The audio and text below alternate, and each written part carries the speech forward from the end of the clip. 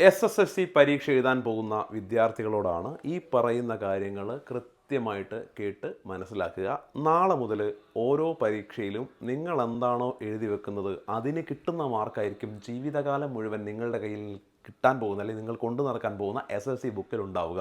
അതുകൊണ്ട് ഒരു മാർക്ക് അധികം കിട്ടുന്നോ അത്രയും ഒരു തിളക്കം ആ പേപ്പറിന്, ആ മാർക്ക് ലിസ്റ്റിന് ഉണ്ടാകും. അത് മനസ്സിൽ വെച്ചുകൊണ്ട് പഠിക്കുക.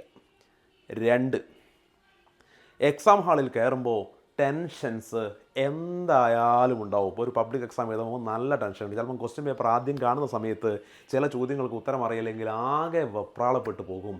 ഒന്നും വേണ്ട, ഒന്ന് ശാന്തമായിട്ടിരിക്കുക, ഒന്ന് ആലോചിക്കുക, കുറച്ച് സമയം ഒന്ന് ഫ്രീ ആയിട്ടിരുന്നാൽ ഓരോ ഉത്തരങ്ങളായിട്ട് നിങ്ങളുടെ മനസ്സിലേക്ക് വരും. പല കാര്യങ്ങളും നിങ്ങളുടെ മൈൻഡിലേക്ക് വരും, അല്ലെങ്കിൽ ഉത്തരം എഴുതേണ്ട ഒരു വഴി നിങ്ങളുടെ മുമ്പിൽ തെളിഞ്ഞു വരും. ടെൻഷൻ അടിക്കേണ്ട ഒരു ആവശ്യവുമില്ല. ആദ്യത്തെ ഒരു 5 മിനിറ്റ് കഴിഞ്ഞാൽ ഇത്രയും കാലം നിങ്ങൾ എങ്ങനെ എക്സാം എഴുതിയോ അങ്ങനെയുള്ളൊരു എക്സാം മാത്രമായിരിക്കും SSLC പരീക്ഷയും. 3, ഈ പരീക്ഷ ഹാളിൽ ശ്രദ്ധിക്കേണ്ട കുറച്ച് കാര്യങ്ങളുണ്ട്.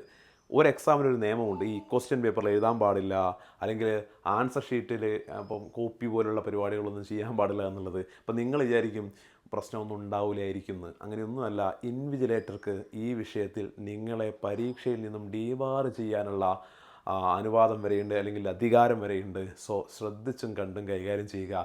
ഇൻവിജിലേറ്ററെ കളിയാക്കുന്ന രീതിയിൽ, ഇൻവിജിലേറ്ററെ വെല്ലുവിളിക്കുന്ന രീതിയിൽ കാര്യങ്ങൾ ചെയ്യാൻ ശ്രമിച്ചാൽ അതിൻ്റെ ദോഷം നിങ്ങൾക്ക് തന്നെയായിരിക്കും ഉണ്ടാവുക എന്നുള്ളത് മനസ്സിലാക്കുക.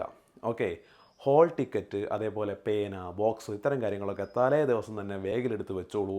രാവിലെ പെട്ടെന്ന് ഇതിൽ ഏതെങ്കിലും കാണുന്നില്ലെങ്കിൽ ആ സമയത്തുണ്ടാകുന്നൊരു ടെൻഷനും വെപ്രാളവും ഉണ്ട്. ഒരു പക്ഷേ അന്നത്തെ നിങ്ങളുടെ പരീക്ഷയെ തന്നെ അത് ബാധിക്കും. 5-മത്തെ കാര്യം, ഒരു പരീക്ഷ എഴുതി കഴിഞ്ഞാൽ പുറത്തിറങ്ങിയാൽ പിന്നെ അതങ്ങ് വിട്ടേക്കുക. ആ പരീക്ഷയെക്കുറിച്ചുള്ള അഭിപ്രായങ്ങളൊക്കെ കേൾക്കാം, അതിനപ്പുറം അതിന് മാർക്ക് കുറഞ്ഞോ മാർക്ക് കൂടിയോ എന്നോർത്ത് ആലോചിച്ച് ടെൻഷൻ അടിച്ച് നടക്കരുത്. തൊട്ടടുത്ത ദിവസം അടുത്ത പരീക്ഷയുണ്ട് എന്നുള്ളൊരു ബോധ്യമുണ്ടാവുക. അത് ആലോചിച്ച്, അതായത് കഴിഞ്ഞ പരീക്ഷയെക്കുറിച്ച് ആലോചിച്ച് നടന്നാൽ വരാൻ പോകുന്ന പരീക്ഷയെയും ബാധിക്കുമെന്ന് മനസ്സിലാക്കുക. ഓക്കെ.